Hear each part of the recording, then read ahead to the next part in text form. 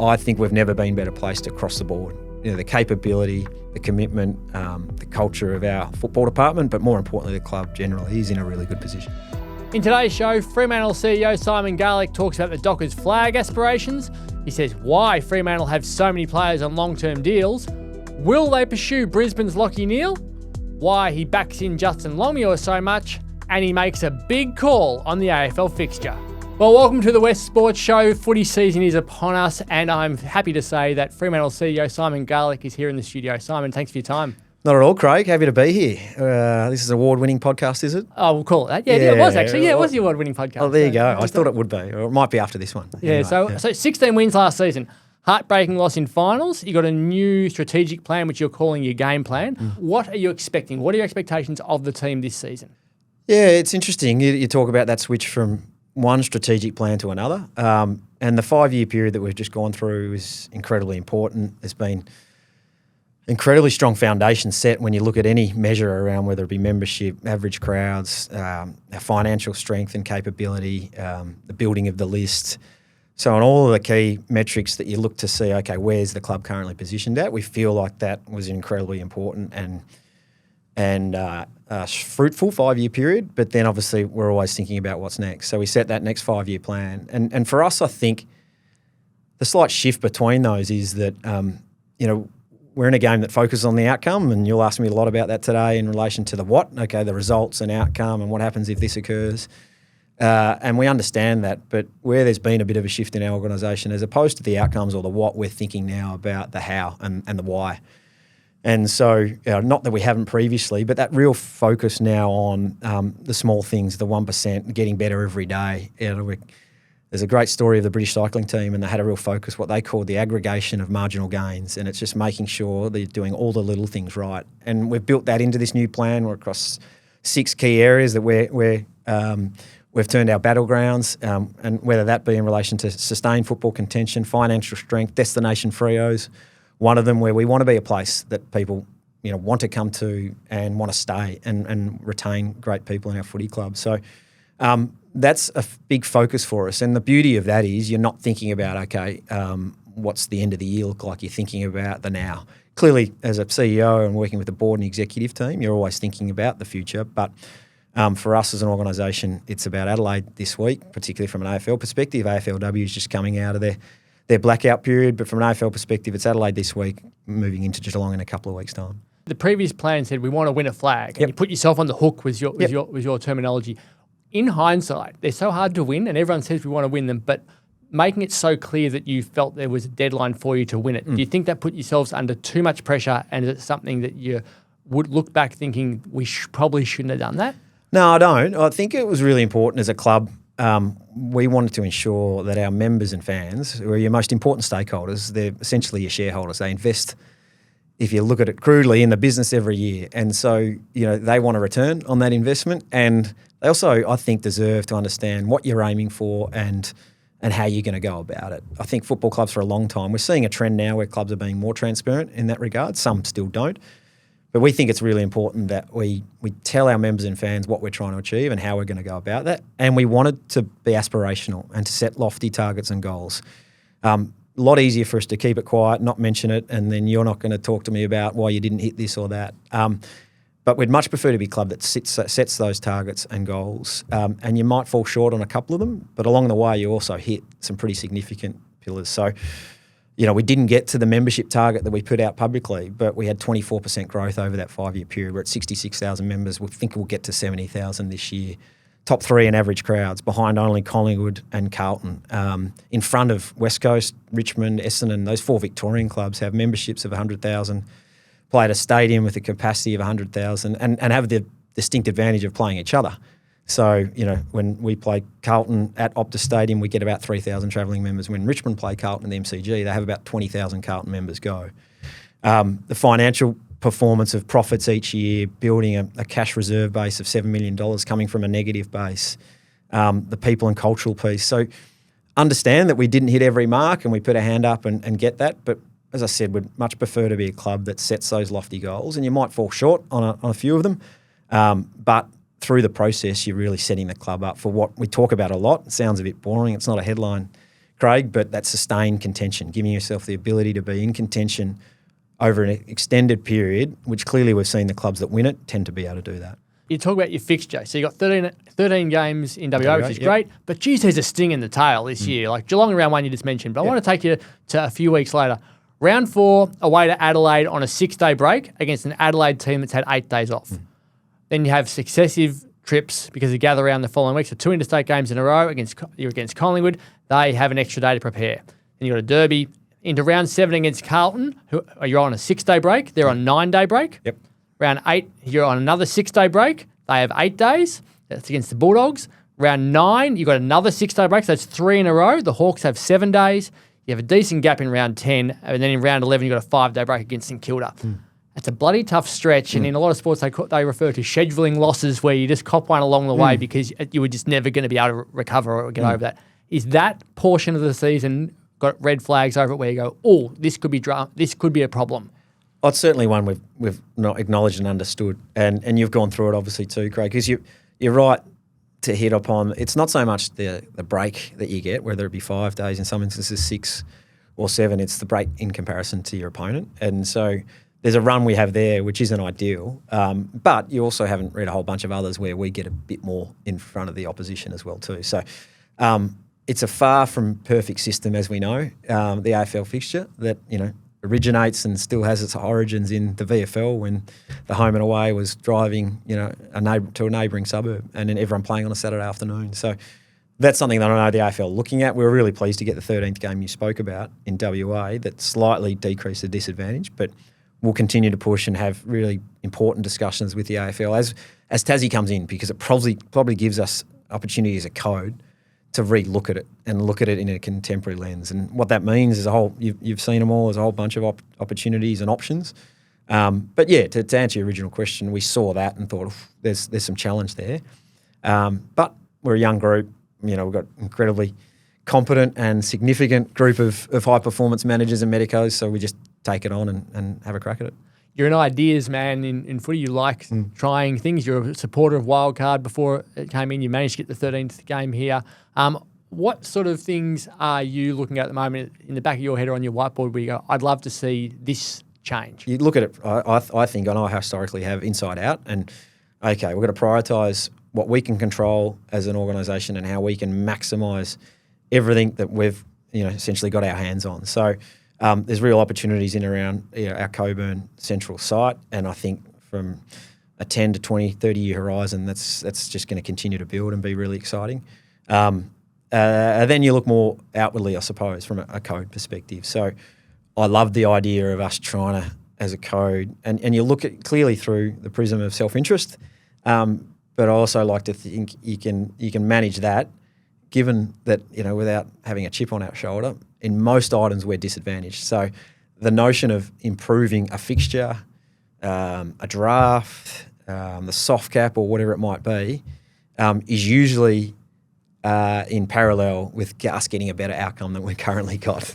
So you can speak about it as a whole of code approach, generally in the sense of it's going to improve our outlook or our situation. So the fixture's one I really love sinking my teeth into and thinking, okay, how can we maximise the outcome for broadcasters, for our media partners, commercial, which is all critical because we've got to underpin the industry, but how can it really build towards that competitive balance? And I suppose that's the obsessive one I wake up at 3 o'clock in the morning thinking about at the moment. I'm a genuine supporter of and devotee of competitive balance and equalisation as a code, because I think that's where our strength will lie.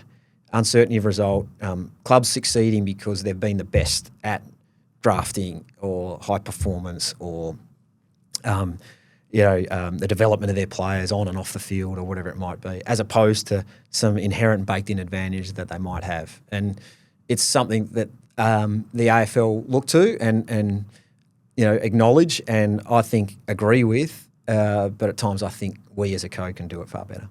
So tickets for your games went on sale yesterday. You've got some marquee matches that you have built up over the years. Is getting more marquee elements to it. ANZAC night you're playing on it as one. The Len Hall game. Yep. So talk to us about what your fans are going to see, and from now and into the future. Yeah, it is.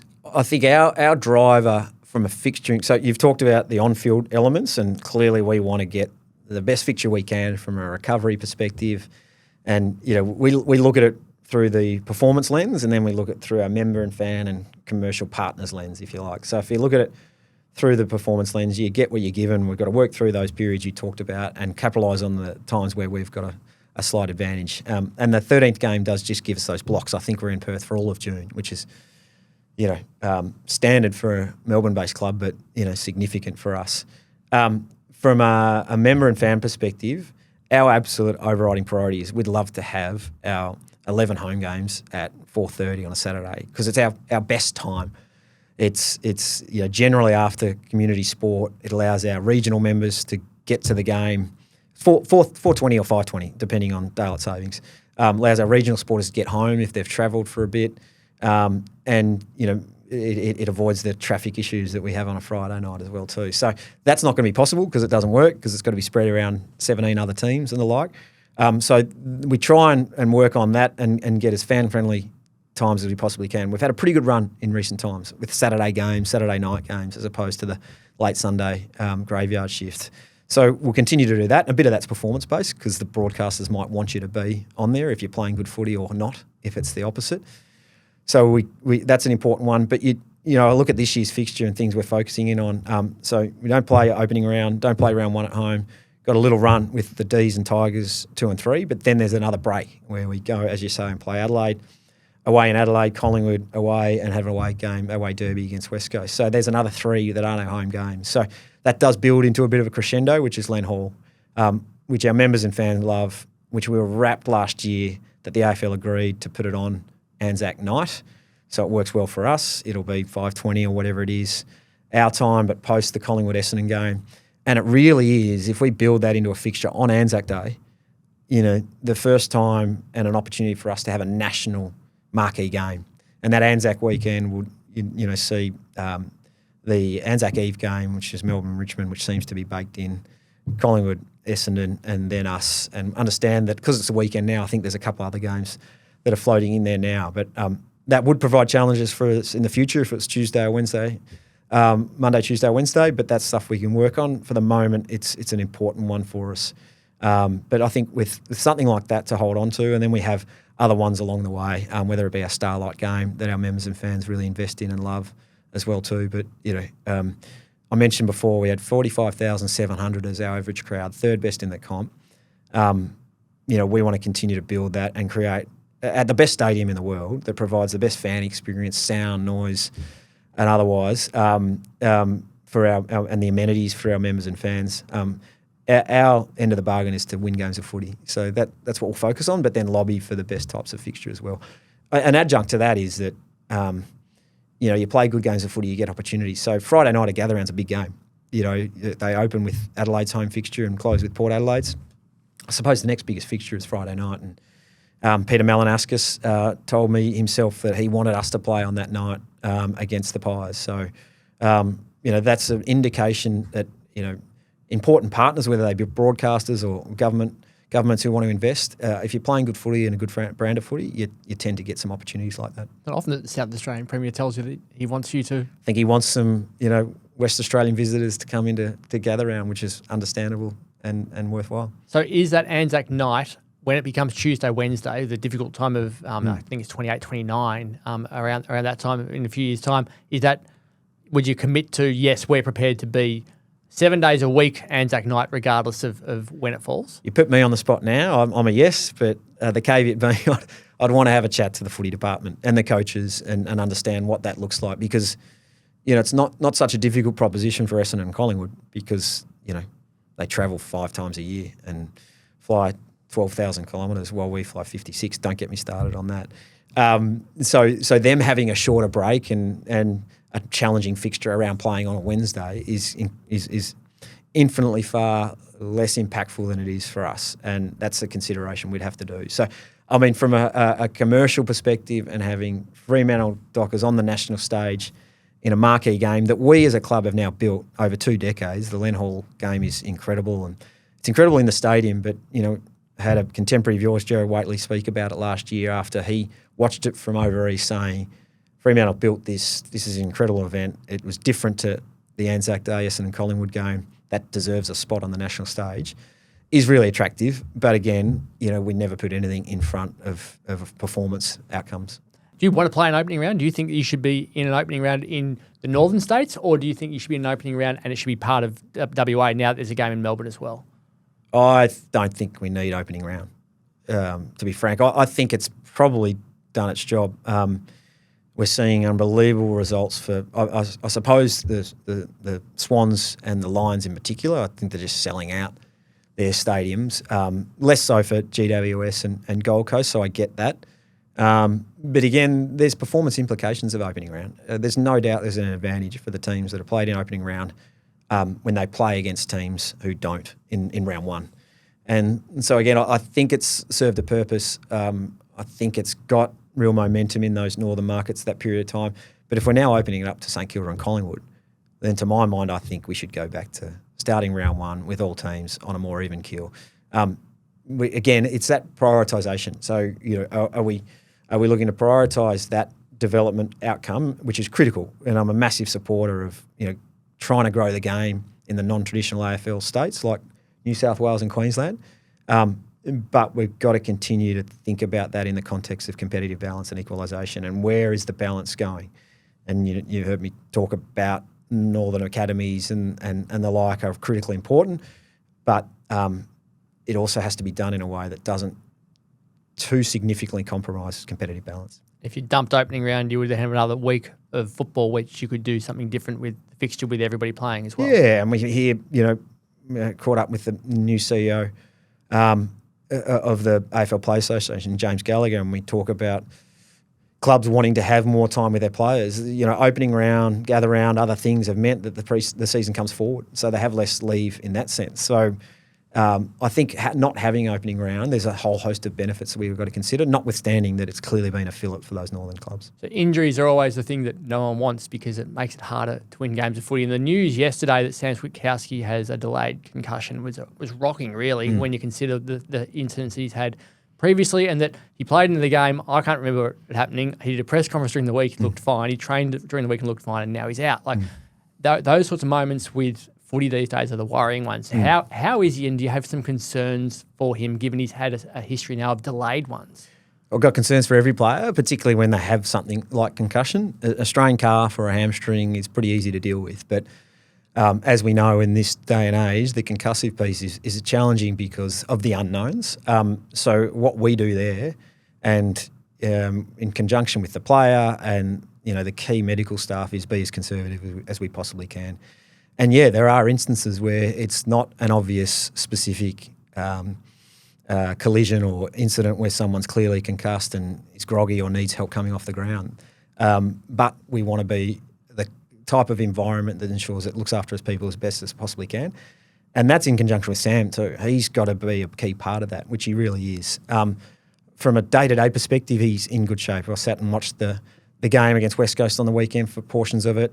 So he's feeling well and he's lucid, but these are difficult symptoms and things to get over and to ensure that you're absolutely over them. So we'll continue to work with him. He'll build training and he's progressing well in his recovery, but we just want to be really careful with it. So do you need to treat him differently to what other players have, given his history? He's talked a lot about how he's concussed a lot as a kid. Is he in the danger zone at the moment in regards to future and that sort of stuff? Or are you confident this is just a minor thing and round one's not going to be an issue? Yeah, we feel more the latter at this point in time. But again, it's something that's continually moving, and you want to ensure that you're treating each case on its merits, and no two cases are the same. So we feel it's more the second scenario that you described, Craig, where he'll continue to work and improve and get back, and hopefully it's round one, but if it's not, if it's round two or three or four, whatever it might be, then that's what it'll be. Let's talk about your list, because teams need lists to win a flag. So you have enormous depth. You just recently signed Caleb Strong until 2034, Hayden Young signed until 2033, Andrew Brayshaw until 2031, 5 players signed until 2030, 5 until the end of 29. You clearly feel this is a group that you have that you can build a flag around over time. Yeah, we've got 13 that are signed beyond, or 2029 or beyond, including the guys you mentioned, obviously.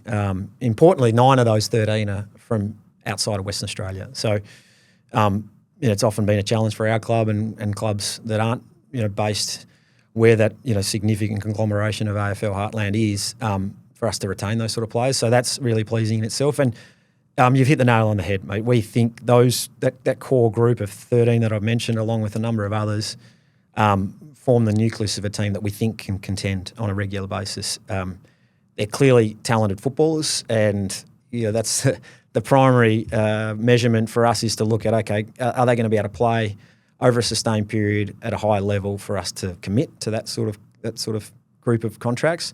But then you overlay that into their character and the type of people they are in and amongst the club, their outlook on life and what they bring beyond just the playing component of it. So there's a lot that goes into it, and we're really comfortable with that group. We want to continue to add. There's always an element of needing to improve. We don't think we're the finished product by any stretch of the imagination, but we think that maximises our chance of genuinely contending. The long-term deals create a lot of talk within the entire AFL community. Sam Walsh signed till 2034 yesterday as well. The risk versus reward, like what benefits are there for you to lock someone away long-term, whether it's financial and reduces your salary cap, whether it's the ability to trade them out if you need to, versus the what if they just lose hunger, what if they lose form, what if they break a leg?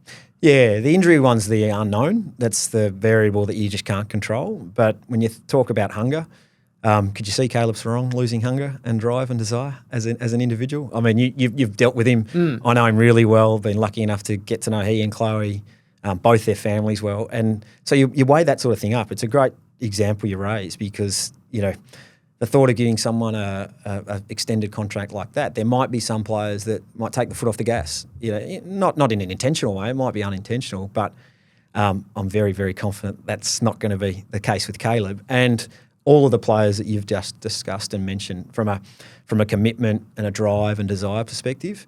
You touched on it broadly, but it does give you the opportunity, particularly if you've got a group that believe that they can stay and be part of a successful organisation, that in reality, all of those players could have got more money if they decided to leave Fremantle. Anyone in any organisation really, whether it be football or otherwise, generally speaking, if you've got suitors or people interested outside of your own organisation, you're going to be able to command more if you go. And I think for our club, those players seeing what we're trying to build and understanding that, there might be a little bit you leave on the table, but for the benefits of being at a place where they think they can succeed. So they feel like it's the right environment for them. They feel like there's a prospect of success.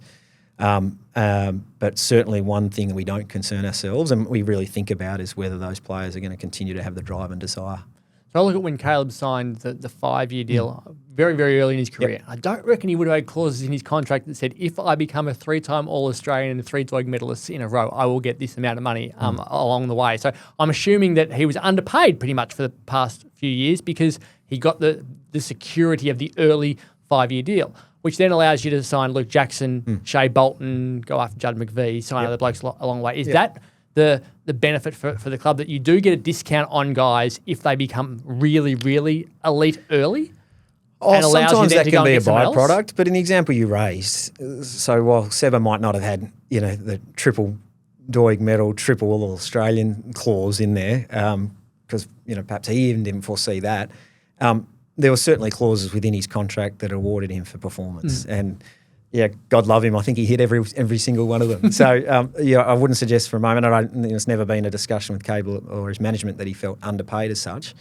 But, the reality is sometimes we've seen, and I think this is the point you're sort of heading towards, is that something that you might think is a really expensive, exorbitant contract when it's signed and at the time, when you can look back in 3-4 years' time and it might not be as perceived as that. We understand that there is growth. We've got the CBA set until the end of 2028, but there's going to be growth, theoretically, and it has been historically, post that time frame. So, we look to be incredibly fair and ensure that our players that we want to retain over an extended period are paid really well, and they're not, looking outwardly thinking, geez, I'm under the odds here. But it's about getting that balance as well, Craig, that, we've got to fit it all in. And I suppose that notion of the players clearly understanding that to fit it all in, is difficult if you want to have that ultimate success. But that's a concept we think those players that have recently signed certainly understand. So Destination Freo is one of your battlegrounds in that plan. How bold are you prepared to be to lure the non-West Australians back? Because that's been the big thing. You've got the guys to come home. Now that the next thing is to say to the blokes, Zach Butters, just to throw a name, Zach Meriden and stuff, who are talking to other clubs in Victoria, because they are Victorians, get those types of players to say, we want to come west. Oh, we certainly wouldn't limit ourselves to West Australians alone. I think the reality of it is that the success we've had with Victorians, if we grab one region, has been in drafting them and them becoming a part of the place. And we see that with Caleb, with Andy, with Hayden, in more recent times with Murphy Reid, where they become their lives become intertwined with the organisation. They think the environment is there to drive and to push them and support them to succeed, and they're comfortable, committing for a long period of time. And it's not insignificant. These players move 3,000 kilometres away from friends, from family, from their lives, essentially. So that's not small. We're obviously the most geographically isolated club in the country, and that brings with it challenges. But what, to your point, we're trying to build is an environment where people say, hey, that looks like a place I'd love to go and work or play, whether they be on or off-field stuff. And we think we're getting there. The AFL's a small world. People talk, people watch closely and see. And by no means, again, as I said, are we perfect or the finished product. But I think what people are seeing is an incredibly stable club, from Chris Sutherland and our board all the way through, to one that's got the capacity to continue to grow and become everything that it wants to be. So stability's been really, really important for you. You have been a drama-free footy club. You wouldn't work well on reality TV. Maths wouldn't be overly happy with your dinner parties because you wouldn't be yelling at each other over the tables. You do have to make a decision this year, though, about whether you want to potentially insert drama into your club, because Lachie Neale is talking about maybe coming back to Perth, given his family situation. And that, from a footy perspective, would strengthen a team. From a non-footy perspective, would have drama that you would have to deal with off the field. How do you approach that part of your thinking around him, of whether you even get involved in that conversation? You're right in the sense that we've been a drama. What was the term you used? Drama-free footy. Drama-free footy club. And coming in today, I was thinking about the discussion we'd have, and we've probably been a bit boring for And Seven West, great partners of ours, we apologise for that, but that's intentional, and it's a good outcome for us in that sense. But you've asked me. I reckon we've probably had close to 100 interactions and interviews over the time I've been here, and we've had a long-held policy that we just don't discuss individual potential prospects or players, and particularly that are contracted to other clubs. So I understand the question and interest and the situation that Lachie and his family have been through, but we're just not going to go there in that sense. But clearly what I will say is, and you've seen it in recent years with the re-signings of our current players, but also our ability to go and attract players to bring them in, that we're always going to look to improve our list. But there are a whole bunch of things that you look at that go into that type of pursuit. Is it a red flag, though, for any type of drama or off-field issue that could potentially destabilise, derail, distract, all those sort of things from what you are currently doing? Because, as I said, this club for a while had some issues around that, and then you've been very strong on going the character and avoiding the drama so that you can just be focused on your footy. You take a whole bunch of things into account when you're looking at bringing a person into your organisation, whether they be a superstar footballer or a chief commercial officer or a membership services officer. We apply that lens over everything that, hey, we want to ensure they've got the capability to play the role. They need to be talented enough. But you look at a whole host of things in relation to that person and in terms of them coming into your organisation. So it's not down to any single thing. It's a whole consideration set. I'll get Josh, our producer, to put a picture up on the screen up here. What stands out when you look at this photo at the moment? I just can't look past the anchor and the symbol in the bottom right-hand corner. What else stands out around the people on the screen? What stands out around the people on the screen? There's a lot of people in a small area of the ground, Cod. There's a lot of people wearing light blue is what stands out to me. Like, you have invested heavily into your footy department. Like that. So that photo for people who are watching. If you're listening, you'll have to go onto YouTube to see it. But there's 15 coaches on the field yesterday, and another 10 people in purple tops who are helping out. So you said you got a lot of cash reserves at the moment. You've just plunged money into making sure that your players are as supported as possible. How big a tactic has that been to make sure there's that many guys out there supporting your footballers? Before I answer that question, I actually thought you were going to that beautiful sandy hill. It looks good, doesn't it? That we had a bit of feedback from our members and fans on the weekend about why we haven't, just thrown some grass seeds down that over the last 5 years or so. Rest assured, there's work being done, and we think having great discussions with the state government, Dev WA, Coburn City Council, who are unbelievably proactive, City Council on, that'll look a lot different in years to come. So I just wanted to touch on that, Cod. In answer to your question, yeah, that's right. We've been really strong and determined to clearly spend the absolute maximum of the soft cap, and all of those resources are within the confines of that soft cap, but to resource our football department in a way that reflects the high performance organisation that we aspire to be. And we talked about the consideration set for players when they want to come to an organisation or potentially commit over the longer term. And sure, it's the contract type and the contract length and the remuneration that's included in that. But I'm convinced in this day and age, the AFL player is motivated most significantly by the prospect of success. They want to be in an organisation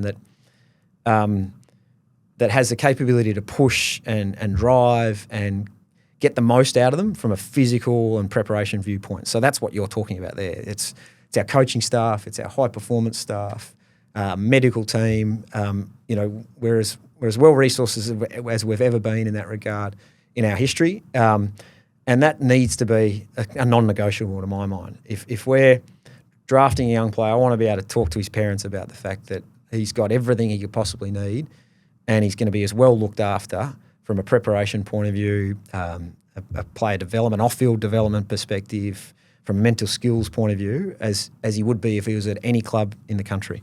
Because they're making a commitment of sending their son 3,000 or their daughter 3,000 kilometres away to play in our football programs.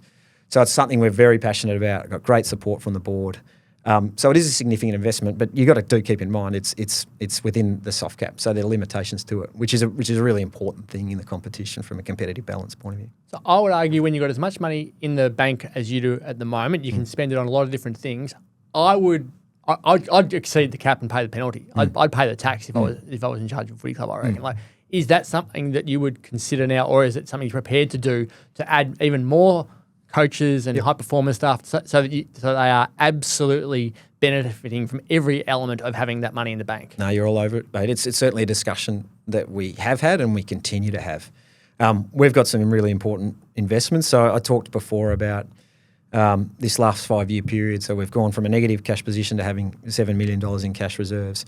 In that same time frame, we've also spent $5 million in CapEx projects within our club specific to football. So that's a new AFLW facility, community football change rooms, but specific to both our AFL and AFLW programs, a refurbished gym to bring it up to speed. These things tend to age really quickly, even though we'd only been in a facility for 7 years prior to that. And a player lounge area. Our athletes are at the football clubs so often and so regularly these days that we want to create an area where they can actually down tools between sessions and the like. So we're already on that train. We think there's some more projects and CapEx investments we need to make in the facility itself. And then it's all about, okay, do we think we've got the right balance from a resourcing perspective? And we feel like we are at the moment, to answer your question bluntly, Craig, but your point's a good one. You want to ensure you get the balance right between ensuring that we're incredibly strong and are able to invest when we want to, that we avoid the vagaries of on-field performance from a financial perspective, but we're also maximising the playing list and getting the most out of them from a resource and support perspective. The AFC Women's Asian Cup Australia 2026 kicks off right here in Perth when the Matildas take on the Philippines on Sunday the 1st of March. Take your family from $95, 2 adults and 2 kids. See 12 of the best women's football teams from Asia compete as Perth plays host to 10 games, including Asia's top-seeded team, Japan. Plus, see the top talent from India, Vietnam, Chinese Taipei, Bangladesh and Uzbekistan. Get your tickets to Dream now at Ticketmaster. You've been a huge backer of Justin Longmuir. You've been here the entire time that he's been here. You arrived about a month after he was appointed. Right. Like, what is it about the way he coaches that's made you so confident that he's the guy? Yeah, I think we've talked regularly about the fact that JL's an incredibly competent technical coach. He knows the game, and you watch training and you see his ability to, even if you're there for 10 minutes, talk to a player about the layers they're building, stop a set play because he's not clear with what it needs to be. So you want to ensure, and I think whether it's a CEO, a chairman, or a member and fan, they want to know their coach knows the game, and JL does incredibly well, and he knows how the game works, how he wants it to be played, and how he wants his team to play. So it's a good starting point for a senior coach, I would have thought. And then in a contemporary environment, it's really about connection. When I played, it wasn't. You didn't have to have that close connection with your senior coach, given they were verbally abusing you regularly. It was pretty hard to build that that connection, particularly for struggling, battling players who are struggling to get a game. But in this modern day, like it is in any workplace, the barriers to move and leave are less than they've ever been. So being able to build connection to ensure that when that hard feedback's got to be given, and when the paint does need to be stripped off the walls, it's off the back of strong rapport, relationships, respect, and trust. And so he's got a great ability to build that with his playing group as well. And I've noticed that, one of the challenging parts of any senior coach's week is selection, and particularly for those players who are on the verge or on the cusp. There's usually a pretty clear, I reckon, 20 that are going to get selected. There's another clear 20 that are going to play at the lower level or are missing or injured. And then there's that 5 or 6 that are probably in between. And the ability to clarify and ensure that those players who do ultimately miss out and are disappointed have a roadmap and a pathway to be able to get back into the team is a small but important thing as well, and something that he is elite at. So there's a whole bunch of it, and we always talk about the senior coach, and I understand that, but the approach we have as a footy club is the collective. And we talked about Chris and our board, who are outstanding. Joe Bridie's a young, gun GM of footy, rising through the AFL ranks and is doing a phenomenal job. High performance people within our organisation. Adam Beard's just been appointed and doing a terrific job. And while those sort of roles tend to get, understandably, because they're critical and in leadership positions within the football department, I think we've never been better placed across the board. The capability, the commitment, the culture of our football department, but more importantly, the club generally is in a really good position. There's a ruthlessness about Justin with the way he spoke the other day about he was saying Luke Ryan hasn't had a great summer because of his body. He had surgery, so he's missed a lot of training. Yeah. So he can play he has to play in the twos. Bailey Banfield was going well, got hurt, has to play in the twos. I reckon in the past we've heard that sort of just brutal honesty. They're not ready. They've got to bide their time. Is he becoming more of a ruthless coach along the way of just matter of fact, not dancing around the issues? This is where we sit. No, I think internally, he's a straight shooter, JL. The players know where they stand. There's not ambiguity in that sense. I think the circumstances are probably different. Historically, when coming back, we probably might not have had the depth and the health of the list at the moment. That meant Luke probably wasn't going to play in that second team on the weekend. He probably would have come back in, or Bailey gets rushed back in. Whereas at the moment, touch wood, we're fortunate from a health perspective that it meant that, hang on, you missed 2 or 3 weeks, or your preparation, through no fault of Luke's in that example, hasn't been exactly where you want it to be, and that position's been taken up. And you saw Brandon Walker play like he did on the weekend, and Carl Warner's continuing to improve, and Judd's come in, and Clarkey, got his first All-Australian Blazers. So all of a sudden, that the health part's critical to it, but I think the growth in our team is really important. And one stat that I found really interesting. We've lost the least amount of minutes played by our core 23 last year of any club in the competition from our list. So players leaving, the group from 2025 have not played significant amount last year. So that means I think we're at 1.5%, and probably aided by the fact that Fifey just couldn't get out as much as he'd like. Sonny his year was ravaged by injury. James Aish didn't play a hell of a lot of senior footy. But the flip side to that is we've had that core young group come through and play 23, or in many instances 24 games. So they've got another 12 months playing together and familiarising yourself, another pre-season. So if we can keep healthy, I keep knocking on this table, Cod, competition for spots will be really hard. And a senior coach needs to be ruthless like that. So it's something he's always had in him, but the circumstances perhaps haven't needed it. So when you say all that, it sounds like you guys are as well prepared for a season without turnover and without massive injuries than you would have been in a hell of a long time. Yeah, and that doesn't guarantee anything. Really keen to get through the last dress rehearsal against Adelaide this weekend. But we feel like it's been a positive pre-season in that regard. Like I said, we go down to probably maybe the Brizzy at the Gabba, but going to the Cats down there round one is a challenging road trip. And so, you just can't look too far forward and get ahead of yourself in that regard. But we're really, all the controllables, it's been a really positive pre-season in that sense. Boring, but positive. Just finally, message to your fans. You got a lot of them. What are you hoping they will hear from you? And what do you want to let them know at the start of the season? Well, my message to our current fan base is usually based in gratitude and thanks for them being who they are, which to my mind, having had a lifetime in footy and being closely involved with 3 AFL clubs, it might sound trite, but I've never seen the passion and commitment. I saw it through COVID in terms of how they invested in the club when they didn't think they were going to get any return from games being played, right through to the most overt demonstration of it at a home game at Optus Stadium when Wharfie time comes on, and you just hear the strength and passion of our fan base. So they're a phenomenal group. They're heavily invested. They want success, and all I'll say to them is I think that we've had a really pleasing preparation into the AFL season for 2026. Get fired up, get ready to go, get to our round 2 game against the D's, and we can't wait to get going. Well, thank you so much for coming in today. Really appreciate it. Look forward to the season. Hopefully it's all positive things, and we're talking to you about some pretty impressive things at the end of the year. Thanks, Craig. It's been a long-held ambition to come on your award-winning podcast, and I'm glad I've fulfilled that today.